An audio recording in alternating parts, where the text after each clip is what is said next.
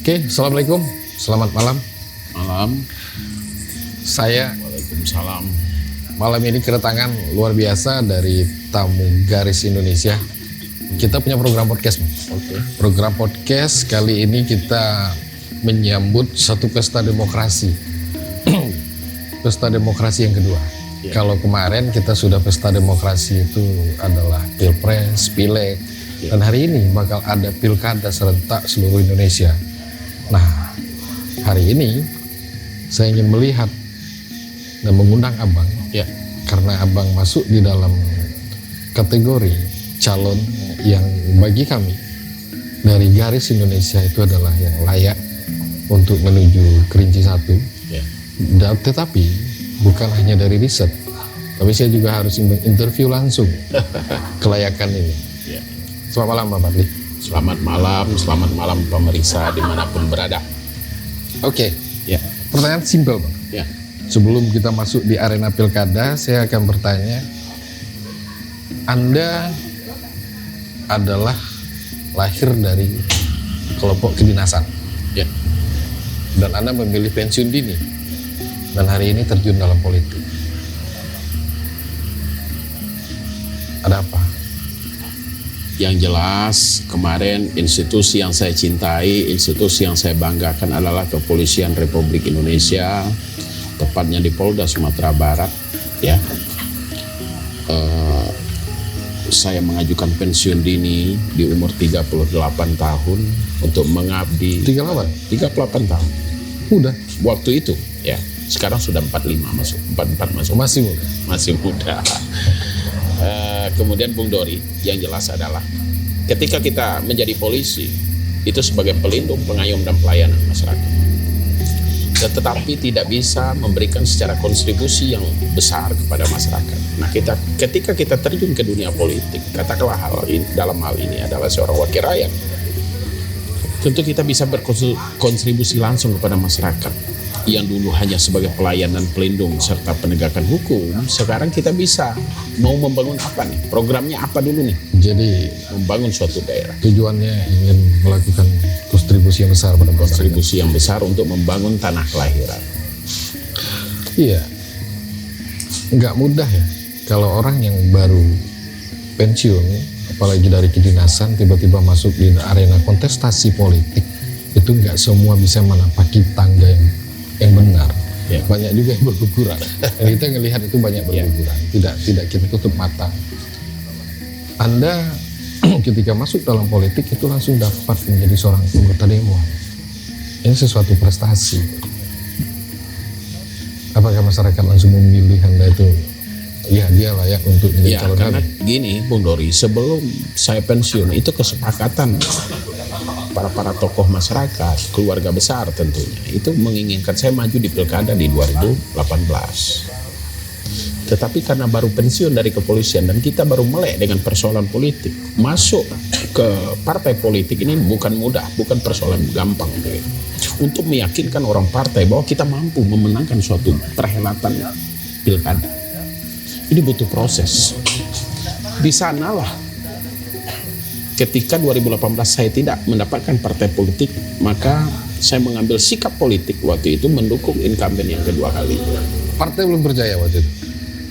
Partai, ya dalam arti kata belum percaya, memang ada 1-2 partai yang sudah kita lakukan Jajaki, ya? jajaki. Dan itu sudah mendapatkan rekomendasi, tapi tidak cukup. Kursi, Karena ya? mengantarkan kursi 6 kursi itu harus mengantar, jumlahnya 6 kursi untuk mengantarkan bupati. Saat itu ya. Saat sekarang pun juga 6. Enam. Tapi karena kita ada 1-2 kursi saja, makanya tidak. Tetapi Anda sudah dilirik.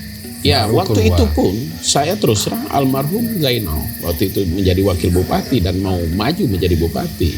Waktu itu menawarkan kita untuk menjadi 02 sebagai pendamping dengan harapan Gerindra, kita masuk Gerindra. Tapi saya menolak waktu itu, menolak karakteristik masyarakat khususnya daerah Mudik itu memang berat ketika mereka harus menerima 02. Oh iya. Maka saya mengambil langkah, sudahlah saya karena masih muda, komitmen Adi Rozal waktu itu, ya sudahlah Jadi Anda menjadi tim pemenangan. 2024 giliran kamu lagi kan begitu. Iya. Kata Pak Dirol kalau beliau masih ingat. Tapi Dan mudah-mudahan beliau nggak masih ingat gitu. Sehingga saya memutuskan untuk maju ke legislatif. 2019, alhamdulillah suara tapi Anda yakin mayoritas. Pak Adi Rozal, mantan Bupati Kerinci, mau mendukung Anda? Ya itu hak beliau untuk Hak beliau, menjawab. ya. Saya tidak. Tetapi setidaknya Anda telah membantu beliau Dua berbuat periode. dan memenangkan beliau 2 periode.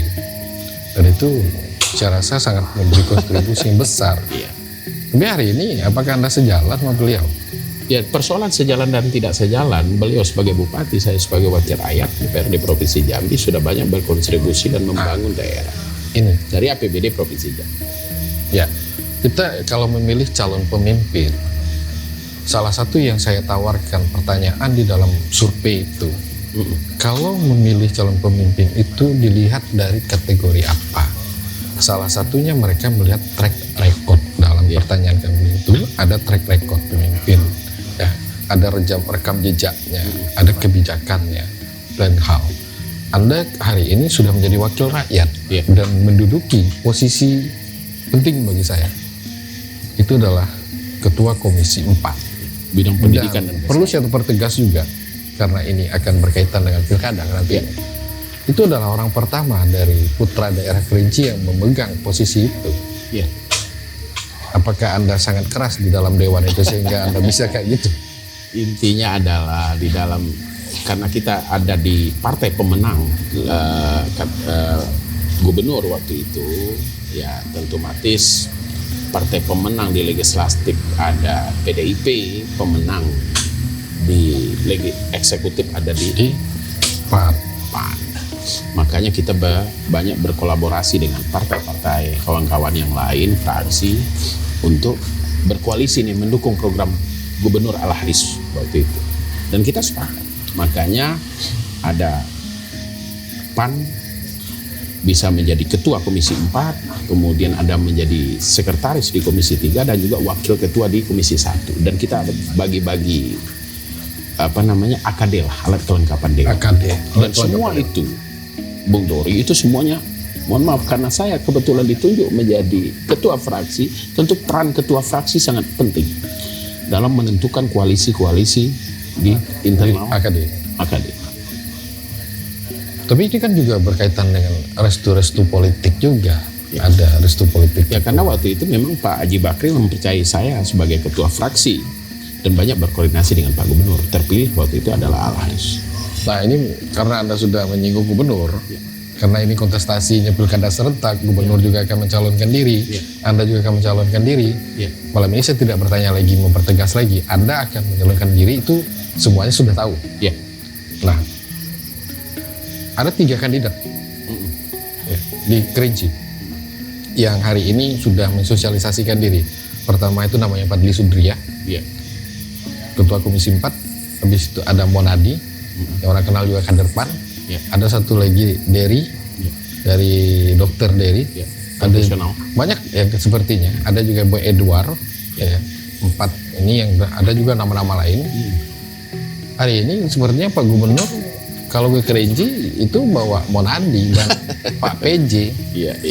Semua kayaknya programnya ke Pak PJ dan Pak Monadi. Ada apa nih? Ya kita kalau yang begitu tanya saja Pak Gubernur. Tanya ke beliau saja. Kalau saya menanyakan langsung Pak Gubernur kan nggak bisa nih. Saya harus bertanyakan langsung ke Anda. Karena persoalan politik ini adalah persoalan like and dislike. Like and dislike. Kemudian mungkin kedekatan emosional, komitmen dalam politik sebelum pilkada dulu kita juga tidak tahu. Hari ini mengalir saja. Sebenarnya yang menentukan juga bukan seorang calon gubernur atau calon siapa yang menentukan pilkada ini pemenang. Penentunya adalah masyarakat. Kembali lagi kepada masyarakat sudah. Nah itu kita hari ini Bung Dori ingin membangun Kabupaten Kerinci ke depan. Nah persoalan antek-antek politik di belakang ya itu mengalir saja. Artinya hari ini dapat atau tidak restu dari Pak Gubernur? Yang jelas hari ini ketua partai ketua DPW Pak Haji Bakri, beliau sudah merestui saya untuk mensosialisasikan diri kemudian untuk berperan aktif di DPRD, berperan aktif di DPW. Alhamdulillah berkat kerja keras bersama ya di bawah Haji Bakri, dari 7 kursi PAN kita bisa menjadikan 10 kursi karena saya kebetulan pengurus di DPW. Iya. Begini, Kalau di Kabupaten Kerinci lain lagi, itu DPD. DPD ya. Ya. Saya Dari lihat 5 kursi keseriusan jadi 3. Kan ini menjadi pertanyaan bagi bagi DPD. DPP ya. Kenapa kok bisa 5 kursi jadi Menjadi 3 kursi.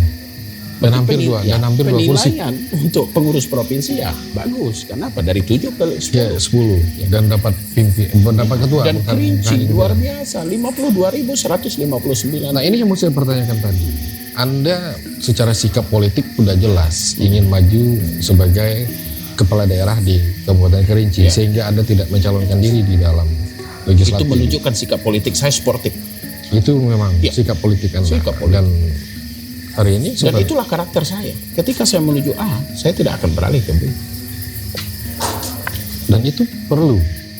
Karena karakter Kerinci ini, ketika kita ambil 3 pendekatan, tengah, hilir, dan mudik, Ya, itu karakternya kita kan sama-sama tahu, tidak ada yang mau mengalah. ya, Semua kepengen satu. Ya. Ya, pada akhirnya ego politik itu berdampak kepada ego kebijakan. ya. Saya tidak mau besok kalau Anda seandainya menjadi kepala daerah Kerinci membawa ego itu. Ya. Anda harus menjadi pemimpin yang benar-benar mengayomi semua daerah, menyatukan semua daerah ini. Artinya pemimpin harus tegas, dan saya melihat karakter ketegasan itu ada di Anda. Itu terlepas Anda memang dari kedinasan ya. Ya. Dan hari ini kayaknya Kerinci akan memiliki kandidat yang bagus-bagus. Apakah memang harus tegas memimpin Kerinci? Karena kita tahu, Bung Dori, karakteristik Kerinci kita, ya, pertama kelemahan kita suka mudah diadu domba di luar. Itu kelemahan. Itu hari ini kita harus merubah mindset. Kita harus bersatu semua. Siapapun putra terbaik Kerinci ke depan yang terpilih atau yang maju, dan ini harus kita dukung. Nah, ketika terjadi gontok-gontok kan orang luar tepuk tangan dong. Tapi kan masyarakat bukan melihat itu, Bang. Masyarakat melihat apa sih yang udah Anda lakukan selama Anda di DPR? Apa yang sudah Alhamdulillah, Anda... saya sudah bangun 2 sekolah, saya sudah bangun usulkan jembatan Kelok Sago 75 miliar, saya sudah ajukan renah pemetik kemarin 2 miliar untuk pembangunan, kemudian jalan-jalan lain lagi. Jalan pada umumnya itu adalah jalan provinsi.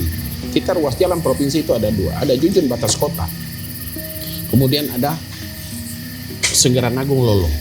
Dan alhamdulillah ini setiap tahun kemarin di zaman Covid kita sudah bangun. termasuklah Nah itu suara jembatan. kita. Di Jembatan badan Kelok negara. Sago. Iya, termasuk jembatan Kelok Sago. Nah itu pentingnya DPR. Nah, masyarakat perwakilan tahu nggak rakyat. ini kita yang sudah berjuang, begitu. Dan itu harus diberitahu karena penting keterwakilan rakyat yang membawa suara aspirasi masyarakat itu harus mampu diejawantah melalui kebijakan, program. Dan saya harus bertanya tegas kepada Anda, bahwasanya program itu sudah ada bawa ke Sudah Kerinci. dibawa. Tapi yang lebih bagus menjawab, siapa sih yang paling ngotot persoalan Kerinci di DPRD? Silakan tanya sama dinas bersangkutan. Iya, iya. Itu jelas. Nggak mungkin saya membesarkan diri saya sendiri. Karena ngaung saya, napas saya, suara saya di DPRD Provinsi Jambi adalah suara rakyat Kerinci. Iya, karena Yang saya ada tampung. keterwakilan. Yang saya tampung dan saya usulkan. Artinya program Anda kan Tergantung lagi kepala daerah di Kerinci bagaimana mereka menyambut yang baik. iya. Kan tidak semua kepala daerah mau dengan APBD yang kita bawa. Karena juga ada konflik internal antara Sungai Penuh dan kabupaten. Dan ini juga harus kita selesaikan dulu. Ini adalah PR bagi kepala daerah, 2 kepala daerah ke depan. Karena sifatnya adalah regional. Pamsimas regional, TPA regional. Semua harus regional. Dan ada salah satu kepala daerah di Kerinci Sungai Penuh tidak menyetujui, maka batallah persoalan proyek nasional yang akan masuk di Kerinci. Itu kata kunci. Nah, proyek-proyek nasional kan tidak semua kita memahami kecuali pelaku-pelaku kebijakan ini. Karena kita ada di dalam sistem, makanya kita tahu. Ini yang menolak, ini yang mau, ini yang nggak mau. Termasuk persoalan aset kemarin. Cuma kan nggak mungkin saya buka kepada publik ini yang salah, ini yang ini. Saya tidak bisa menjustice dong. Itu masyarakat yang menilai. Lalu kalau ketika saya harus bertanya, kalau memang hari ini ada kepala daerah, ada calon menjadi kepala daerah, ya bicara program apa yang sudah dibuat. kau tahu Pak Harun, dia harus tahu dulu permasalahan. Apa sih permasalahan Kerinci? Dari mana sih anggaran APBD kita sangat kecil, 1,2 triliun. Tidak cukup untuk membangun Kerinci dari hilir ke mudik atau dari mudik ke hilir. Ini harus dibantu oleh APBD provinsi dan juga APBN. Permasalahan hari ini bagi kawan-kawan yang akan ada niat mau maju, paham nggak akar permasalahan ini? Kau ambil uang dari mana? Kau mau bangun apa dulu ini? Tuh penerbangan demikian. Kita bicara pariwisata, ketika pariwisata tanpa ada landasan pesawat terbang, ini tidak akan maju pariwisata. Di mana-mana daerah begitu, kita keliling Indonesia. Di mana-mana saya di semua provinsi sudah kecuali Irian Jaya. Artinya yang secara ini ya knowledge pengetahuan. Anda sudah sangat memahami. Harus paham keperluan daerah itu apa. Akar permasalahan, kemudian keperluan daerah yang mendesak. Kemudian yang selanjutnya adalah bagaimana mencari anggaran. Yang ketiga adalah, yang selanjutnya adalah investor. Anda sudah sangat memahami bagi saya. Persoalannya saya balik lagi ke persoalan internal tadi. Di PAN ini sendiri punya kandidat 3. Ya. Ada Anda, ada Monadi, ada Ashraf. Ya. Ashraf sepertinya dengan track recordnya, case-nya, apa namanya menurutnya itu, pembuktiannya kemarin dengan mendudukkan anaknya. Ya. Duduk anaknya, Bang. Duduk suara terbanyak. Dan Ashraf berhasilnya itu berhasil mendudukkan duduk anaknya ke provinsinya. Sudah, itu keberhasilan Ashraf luar biasa. Cuma apakah itu keberhasilan pembangunan indikator? Saya dikatakan tidak, karena ini adalah terstruktur, masif dan lain sebagainya, dan itu kita tidak permasalahkan. Tapi sebagai kader PAN hari ini saya menghormati keputusan. Anda juga mengajukan listrik, tetapi itu suara nomor 3 terbanyak. Suara nomor 3 terbanyak, tapi tidak bisa mengantarkan 2 kursi. Dan ini termasuk kegagalan. Semestinya. Kegagalan parah. Semestinya harus dua ini kursi. Sejarah Kerinci 52.159. Tapi hanya 1 kursi mahal. Termahal di Provinsi Jambi.